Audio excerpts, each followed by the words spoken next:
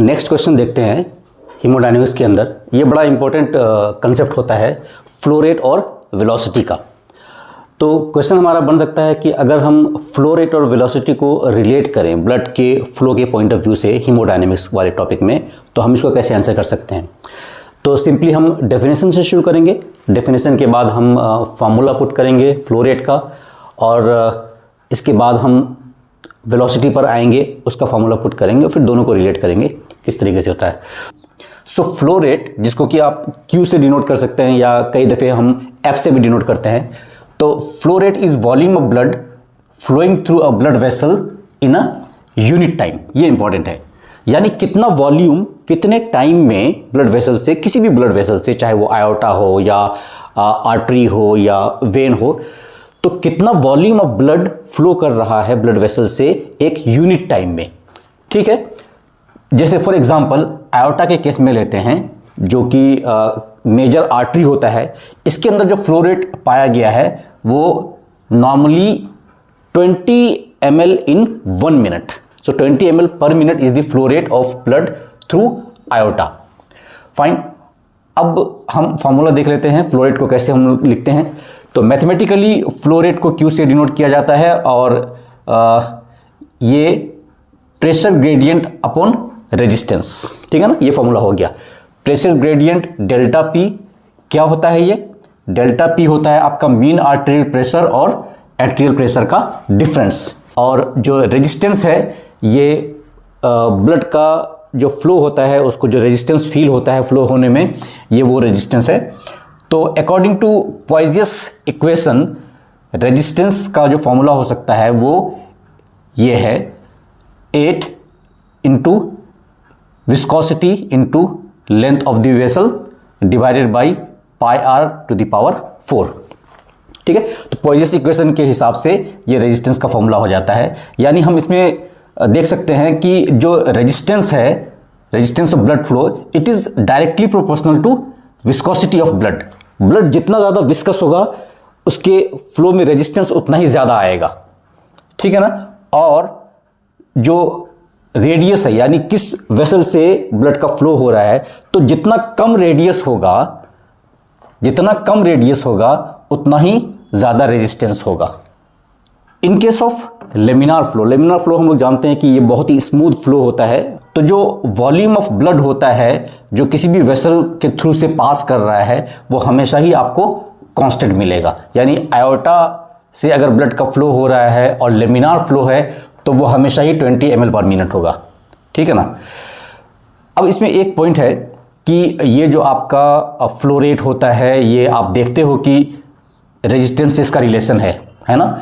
जितना ज़्यादा रेजिस्टेंस होगा फ्लो रेट उतना ही कम हो जाएगा, और जो रेजिस्टेंस है वो डायरेक्टली प्रोपोर्शनल है विस्कोसिटी के, यानी जितना ज़्यादा विस्कोसिटी होगा उतना ही ज़्यादा फ्लो रेट कम हो जाएगा। ठीक है, तो विस्कोसिटी जो होता है ये किस पर डिपेंड करता है? एक मेजर फैक्टर होता है ब्लड का हीमेटोक्रिट वैल्यू, ये इस पर डिपेंड करता है। हीमेटोक्रिट वैल्यू क्या होता है? जितने भी आपके सॉलिड पार्टिकल्स होते हैं ब्लड के अंदर, ठीक है ना, जैसे आरबीसी है, डब्ल्यूबीसी है या प्रोटीन्स हैं, तो ये जितने ज़्यादा होंगे हीमेटोक्रिट वैल्यू उतना ही ज़्यादा होगा और विस्कोसिटी उतना ही ज़्यादा होगा, और विस्कोसिटी जितनी ज़्यादा होगी आपका उसी हिसाब से रेजिस्टेंस बढ़ेगा। जितना ज़्यादा रेजिस्टेंस होगा फ्लो रेट उतना ही कम हो जाएगा। यानी अगर आपका हीमेटोक्रिट वैल्यू बढ़ता है तो आपका जो फ्लो रेट है, फ्लो रेट वो कम हो जाता है। फॉर एग्जांपल किस किस केस में हीमेटोक्रिट वैल्यू बढ़ता है? जैसे बोन मैरो का कैंसर है, इसके केस में आपको हीमेटोक्रिट वैल्यू बढ़ावा मिलेगा। या दूसरा हो सकता है हाइपर प्रोटीनेमिया।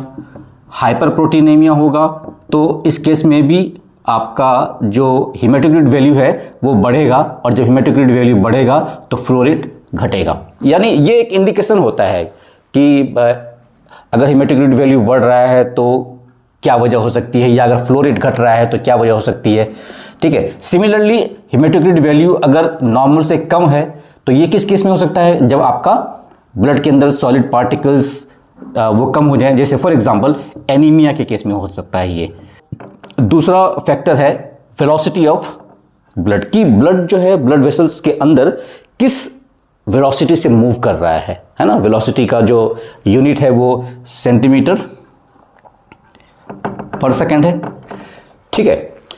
तो इसमें हम लोग मेजर करते हैं। नौ इसका जो फॉर्मूला है वो है आपका flow rate divided by area. अब ये जो एरिया है ये कौन सा एरिया है, क्रॉस सेक्शनल एरिया है।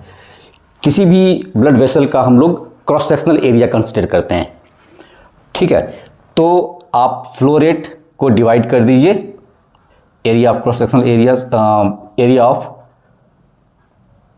आप फ्लो रेट को डिवाइड कीजिए cross sectional area of blood vessel से, तो आपको ये पता चल जाएगा कि उस ब्लड वेसल के अंदर जो ब्लड है वो किस वेलोसिटी से मूव करेगा। फाइन। तो इस वाले क्वेश्चन में हमारा इतना ही कंटेंट होगा, ठीक है। 2 मार्क्स के लिए सफिशिएंट है ये लास्ट क्वेश्चन है हमारा हेमोडायनेमिक्स के टॉपिक का। Correlate preload, afterload, stroke volume and cardiac output. ये जो चारों पैरामीटर्स हैं ये आपस में एक दूसरे से कोरिलेट करते हैं। कैसे होता है समझते हैं। प्रीलोड, आफ्टरलोड, इनको पहले डिफाइन कर लेंगे, ठीक है। इसके बाद हम लोग स्ट्रोक वॉल्यूम की बात कर लेंगे।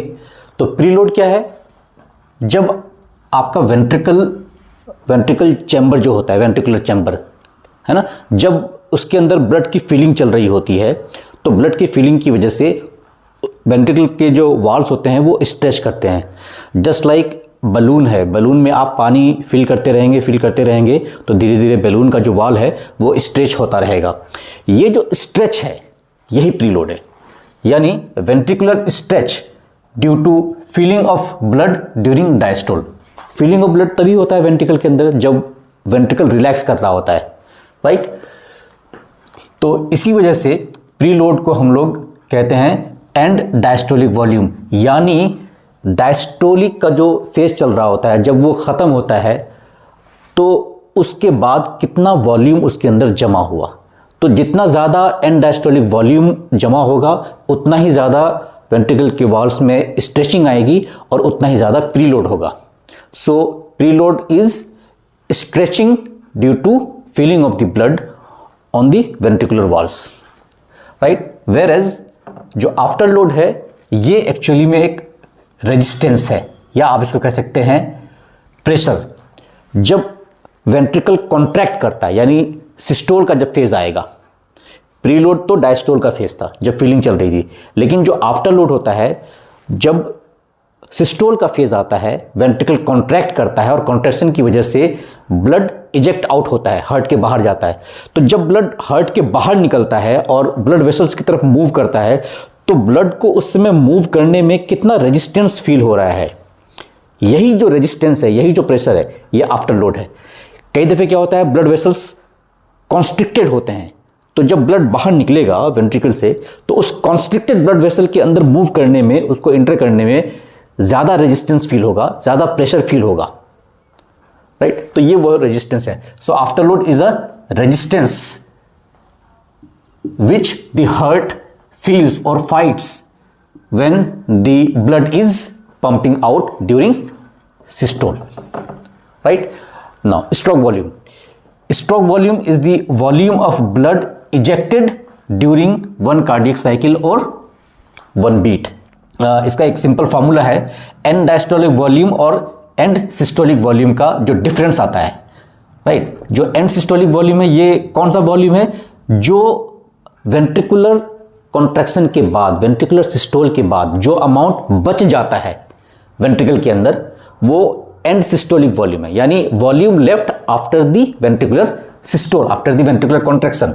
तो ये जो वॉल्यूम होता है एंड सिस्टोलिक वॉल्यूम ये 50 ml के आसपास होता है नॉर्मली, जबकि जो एंड डायस्टोलिक वॉल्यूम है ये नॉर्मल केस में हार्ट के अंदर 120 ml होता है। तो आप इस दोनों का डिफरेंस निकाल लीजिए, 70 ml। सो स्ट्रोक वॉल्यूम आपका नॉर्मल केस में 70 ml होता है, फाइन, ये हो गया। नाउ अब एक बड़ा इंपॉर्टेंट प्रिंसिपल हीमोडायनेमिक्स के अंदर डिस्कस किया जाता है और इस पे काफ़ी क्वेश्चंस भी आते हैं, उसको कहते हैं Frank Starling's law, right. Frank Starling's law में आपको सिंपली दिखाया गया है कि जो ये स्ट्रोक वॉल्यूम है इसका रिलेशन प्रीलोड के साथ कैसा होता है। जितना ज़्यादा वेंट्रिकल के अंदर डायस्टोलिक फेज में ब्लड की फीलिंग होगी, जितना ज़्यादा एंड डायस्टोलिक वॉल्यूम होगा उतना ही ज़्यादा वेंट्रिकुलर वॉल की स्ट्रेचिंग होगी, यानी उतना ही ज़्यादा प्रीलोड होगा। तो जितना ज़्यादा एंड डायस्टोलिक वॉल्यूम उतना ज़्यादा स्ट्रेचिंग, उतना ज़्यादा प्रीलोड और उतना ही ज़्यादा स्ट्रोक वॉल्यूम होगा।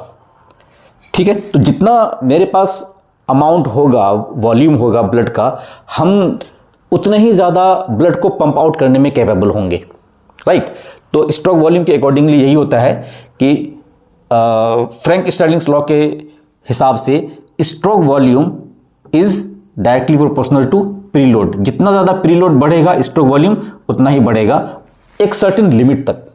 ठीक है, फिर जब हार्ट फेलियर होने लगता है तो फिर ये प्रॉब्लम क्या होती है कि प्रीलोड तो बढ़ता रहता है लेकिन स्ट्रोक वॉल्यूम ज़्यादा नहीं बढ़ता है और वो एक फ्लैट ग्राफ को फॉलो करता चला जाता है।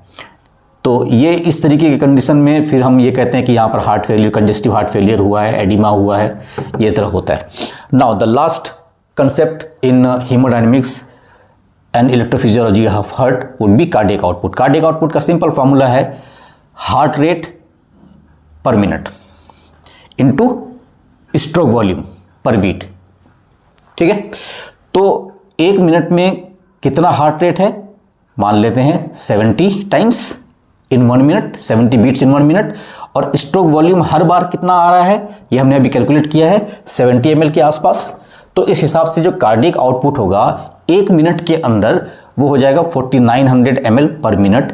4900 ml को आप लीटर में कन्वर्ट कर लीजिए, so it comes around 5 litre per minute. So this is cardiac output.